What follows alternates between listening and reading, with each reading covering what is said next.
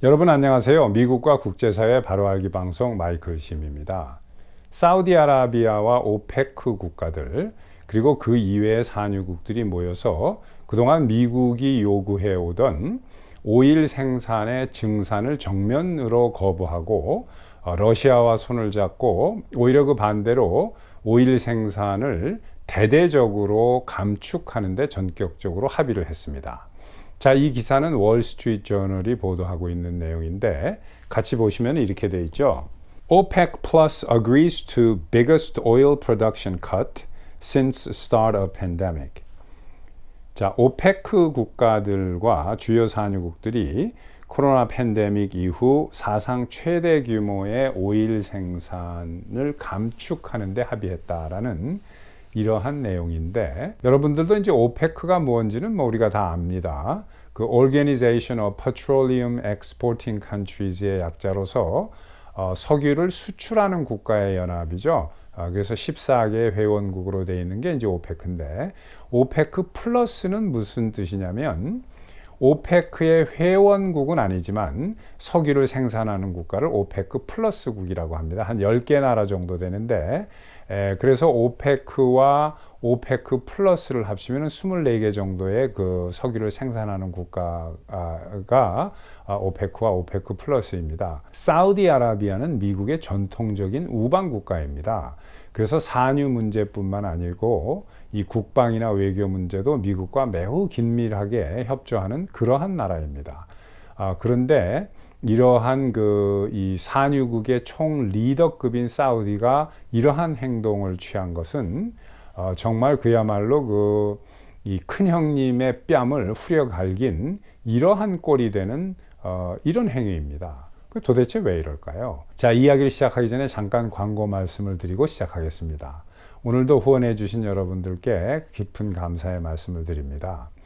그리고 제가 이 영상 오늘 그 말씀드릴 토픽에 대해서 자세하게 그 주제를 다루는 게 바로 올 그 다음 주에 10월 15일 날 보스턴 강연입니다. 그래서 뉴욕, 뉴저지 지역이나 또 거리가 좀 멀긴 하지만 워싱턴 DC, 필라델피아, 메릴랜드, 버지니아에서 드라이브를 좋아하시는 분들은 1박 2일 정도로 해서 쭉 오셨다가 지금 오시면 아주 여기 절기가 좋습니다. 단풍도 아름답고 또 미국의 독립이 시작된 렉싱턴 전투의 현장도 이렇게 보실 수 있고 해서 한번 다녀가실 것을 권유드립니다. 많이 참석해 주시기 바랍니다.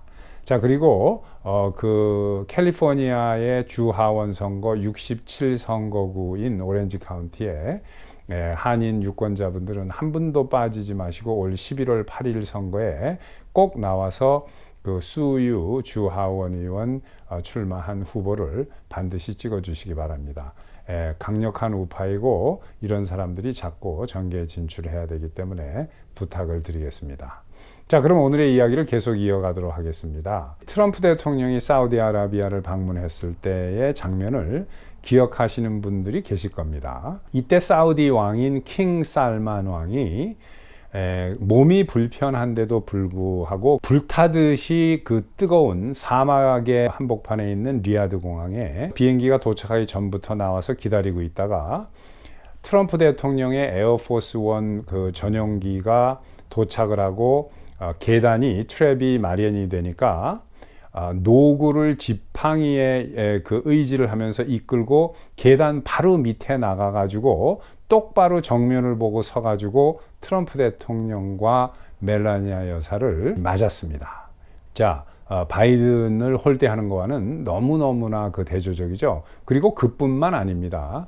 트럼프 대통령이 그 당시에 이제 2박 3일 일정으로 사우디를 방문했는데 그 범아랍 국가, 그러니까 산유국과 비산유국을 통틀어서 중동과 아프리카의 아랍권 국가들의 대통령과 수상들을 50개국 이상을 그 사우디로 초청을 했습니다. 그래서 이 자리에서 트럼프 대통령이 이 아랍 국가의 국가 원수들에게 이제 그 이슬람 테러 같은 것은 쓸 곳이 없다라고 큰 소리를 치면서 사우디아라비아가 완전히 친미 국가로 돌아섰고 사우디가 미국과 함께 한다라고 하면서 호통치듯이 하면서 천명을 했습니다. 자, 여기에 오늘 제가 말씀드리는 이 주제에 실마리와 해답이 다 들어 있습니다. 이 좌파에 장악당한 미국의 주류 언론은 그 당시나 지금이나 트럼프 대통령의 사우디 방문이 역사적으로 얼마나 의미 있는지는 보도를 하지 않고 있어서 일반인들은 잘 모릅니다. 이 당시에 그동안 오랫동안 수십 년 동안 문제가 됐던 아랍 국가들끼리의 영토 분쟁도 트럼프 대통령이 깨끗하게 해결했습니다. 거기 가서 그것뿐만 아니라 전 아랍권을 결속시키면서 친미로 돌아서게 하고 이스라엘과의 적대 관계를 끝내는데 엄청나게 큰 그 역할을 했어요. 그런데 이런 것은 잘 보도를 하지 않고 멜라니아 여사가 사우디에서 머리를 가리는 헤드스카프를 안 썼다는 식으로 비아냥거리고 그런 기사만 내보내니까 지금도 일반인들은 트럼프 대통령의 방문의 의미와 그때 그 실적에 대해서 잘 모릅니다. 그런데 트럼프 대통령의 이 멜라니아 여사만 그 헤드스카프를 안 쓴 게 아니에요. 같이 간 그 이방카 딸도 안 썼습니다. 그리고 그냥 그 머릿결을 휘날리면서 이러고 다니고 그랬어요. 그런데 그것은 제 개인적인 생각입니다만은 트럼프 대통령의 저희도 깔려 있는 것 같습니다.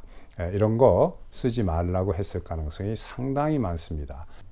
자, 1990년대 초부터 지금 30년이 넘도록 미국이 실시해오고 있는 외교 정책이 그 글로벌리스트들의 글로벌리즘에 그 뿌리를 둔 리버럴 헤게모니 정책입니다. 이 리버럴 헤게모니 정책은 한마디로 말씀드리면은 전 세계에 있는 모든 국가들이 미국과 똑같은 자유민주 체제의 정권으로 정부 체제를 바꿔야 된다라는 미국의 정책이에요. 이것 때문에 아프가니스탄, 이라크는 물론이고 예멘, 시리아, 또 그 리비아라든가 튀니지아, 이집트도 정권이 다 바뀌고 완전히 미국이 중동을 쑥대밭을 만들어 놓은 겁니다. 이 정책으로 인해서. 근데 트럼프 대통령이 이것을 인정을 하고 내가 이 정책을 끝내겠다 하면서 미국이 각국의 문화와 각국의 전통을 중시 여기는 내셔널리즘 정책으로 간다라고 하면서 트럼프 대통령의 행정부가 발족을 하니까 그때 트럼프 대통령이 사우디 방문했을 때 사우디 왕이 그 노구를 이끌고 그 뜨거운 사막의 그 리야드 공항에 마치 무슨 죽었던 아버지가 그 살아 돌아온 것처럼 그 쫓아나가 가지고 이렇게 영접을 한 것입니다. 그런데 이것을 바이든 정권이 들어오면서 다시 글로벌리스트 리버럴 헤게모니 정책을 쓰니까 사우디가 완전히 미국에 대해서 그 차가운 태도로 다시 돌변해 버린 겁니다. 바이든의 그 선거 공약 중에 중요한 공약이 뭐냐면 석유 생산을 중단하겠다는 겁니다. 그러니까 연방이 소유하고 있는 그 땅에서는 무조건 그 석유 생산을 전면적으로 중단하고 그 이외에 개인이라든가 회사가 소유하고 있는 것은 중단을 못 시키겠지만 여러 가지 규제를 통해서 생산하는 것을 어렵게 만들겠다라는 게 바이든의 그 선거 공약이고 지금 그렇게 하고 있는 겁니다. 그래서 기름값이 몇 배씩 뛰는 건데, 자, 사우디아라비아나 러시아 입장에서 봤을 때는 석유를 생산해내는 미국이 무섭고 미국의 그 눈치를 봐야 되는 거지, 석유 생산을 중단하는 미국은 하나도 무서울 게 없고 눈치를 볼 필요가 없는 종이 호랑이로 변해버리는 겁니다. 이 산유국의 입장에서 봤을 때는. 왜 그러냐면 우리가 얼핏 잘못 생각하면 미국이 석유 생산을 안 하면 좋은 거 아닌가? 사우디아라비아가 더 이 몇몇 나라가 자기네들만 석유를 팔아먹을 수 있으니까 이렇게 생각할 텐데 그렇지 않습니다. 왜 그러냐면은 석유를 생산하는 미국은 그 국제 유가를 조정하는 미국이 되는 겁니다. 그런데 석유 생산을 중단한 미국은 국제 유가에 영향을 끼치지 못하는 미국이 되는 거예요. 그러니까 미국의 그 파워라든가 영향력이 국제 유가를 조정하는 데서 사라져 버리는 겁니다. 여러분들, 많은 분들이 사우디아라비아가 세계 최대의 그 석유 생산국으로 이렇게 착각하시는 분들이 많습니다. 과거 한때는 그랬습니다. 그런데 지금은 안 그렇습니다. 트럼프 대통령 때부터 세계 최대의 그 석유 그 산유국은 미국입니다. 미국은 지금도 현재도 바이든이 줄였어도 아직도 그 사우디아라비아보다 미국의 석유 생산량이 많습니다. 미국은 한때 그 트럼프 대통령에는 당시에 그 하루의 미국 석유 생산량이 약 1,400만 배럴, 1,500만 배럴씩 뽑아낸 적이 있습니다. 하루에. 그리고 지금도 바이든이 줄였는데도 1,100만 배럴 정도 평균 뽑습니다. 매일. 사우디아라비아, 미국 다음에 세계 최고의 그 석유 생산량이 얼마인지 아십니까, 여러분들? 하루에 1,000만 배럴 정도밖에 안 됩니다. 미국보다 100만 배럴 정도를 덜 뽑고 있어요, 지금. 이렇듯이 미국은 세계 최고의 그 산유국입니다. 그런데 미국이란 나라가 3억 4천 정도에 되는 엄청나게 많은 인구, 세계에서 세 번째로 많은 인구를 가지고 있는 대국이기 때문에 미국이 뽑는 석유를 미국이 그 생산해서 그 자급자족하고 이렇게 사용을 하고 있는 거죠. 그런데 트럼프 대통령 때는 지금 현재보다도 약 30-40% 이상의 그 석유를 뽑아서 해외로 수출을 한 겁니다, 미국이. 이렇기 때문에 국제 유가를 미국이 컨트롤하면서 그 러시아 같은 나라는 그 석유를 팔지를 못해서 가난해서 헤어나지를 못했죠. 그런데 바이든이 석유 생산을 중단함으로써 러시아가 그 다시 부를 구축을 하면서 러시아 경제를 살리게 된 거고, 사우디아라비아와 러시아와 비산유국들이 담합을 해가지고 미국의 그 산유 영향이 없기 때문에 미국 눈치를 보지 않고 자기네들 맘대로 하는 겁니다. 그러니까 미국과 협조할 필요가 없는 거죠. 미국이 전혀 국제 유가를 그 조정하는데 영향을 주지 못하므로 사우디하고 러시아는 자연스럽게 손을 잡고 국제 유가를 조정하는 꼴이 되는 겁니다. 지금 미국의 바이든 민주당 정권은 글로벌리스트 정책을 다시 실시함으로써 사우디아라비아와 같은 전통적인 미국의 우방국의 등을 떠밀어서 러시아의 품에 갖다 안기고, 러시아의 등을 떠밀어서 사우디의 품에 갖다 안기는 이러한 멍청한 외교 정책과 에너지 정책을 실시하고 있는 겁니다.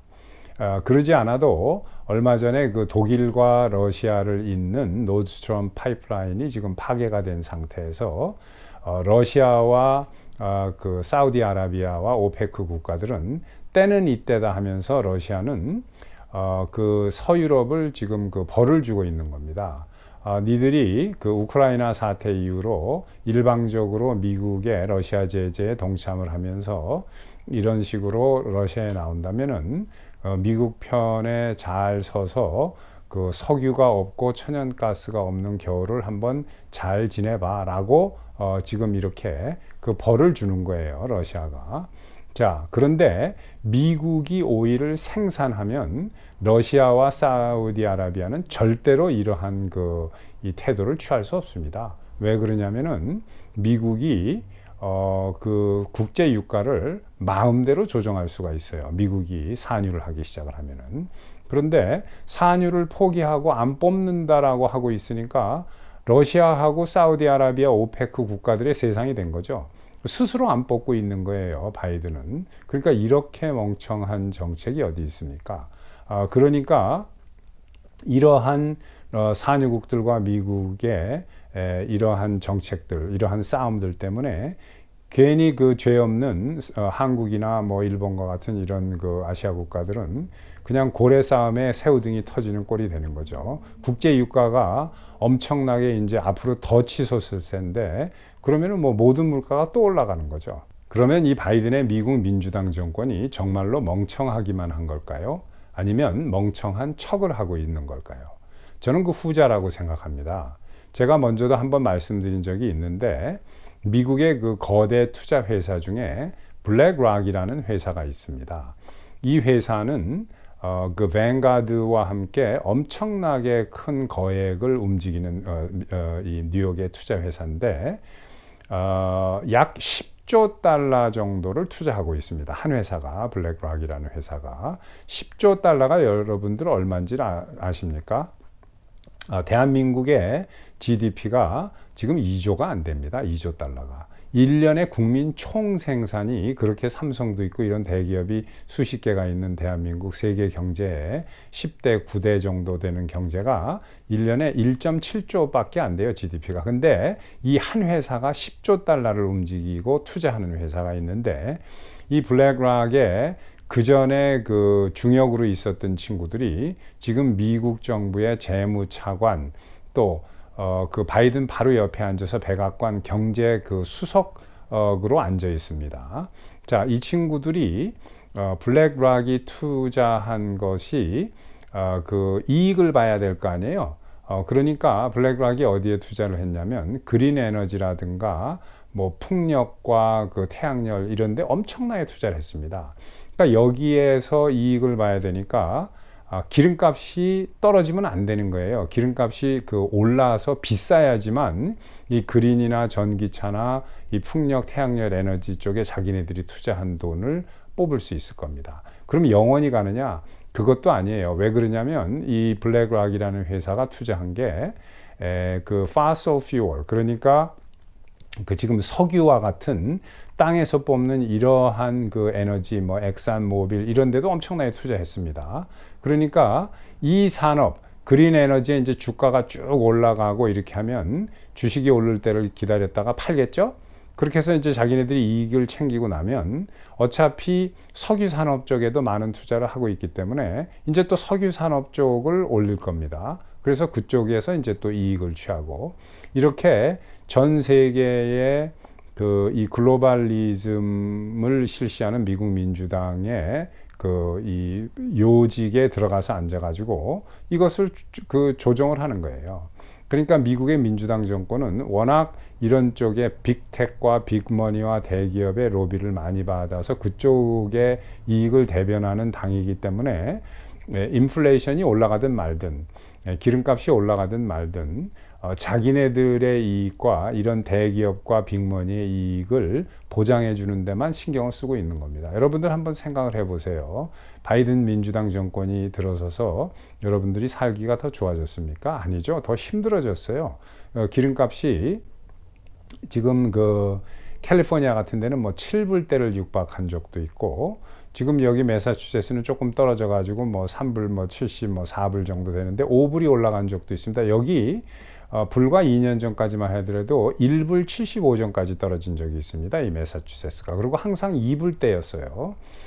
그리고 참 이게 말이 안 되는 건데 미국에서 그 가스 값이 휘발유 값이 가장 비싼 데가 지금 캘리포니아주인데 거기에 7불 가까이 가는데 이것도 거의 세금입니다. 실제로 오일 원가는 얼마 안 돼요. 뭐지 사회주의 정권이니까 세금으로 엄청나게 뜯어가는데 여러분들이 왜 이런 식으로 민주당이 그 실시하는 정책이나 이런 것을 올바로 보지 못하고 계속해서 민주당을 뽑는지 뭐 참 이해하기 힘듭니다. 그래서 오늘은 아무튼 이런 이야기를 해봤는데 여러분들 정신 똑바로 차리시고 올 11월 8일 날 선거 때 무조건 공화당을 찍으셔야 됩니다. 그것만이 우리가 살 길입니다.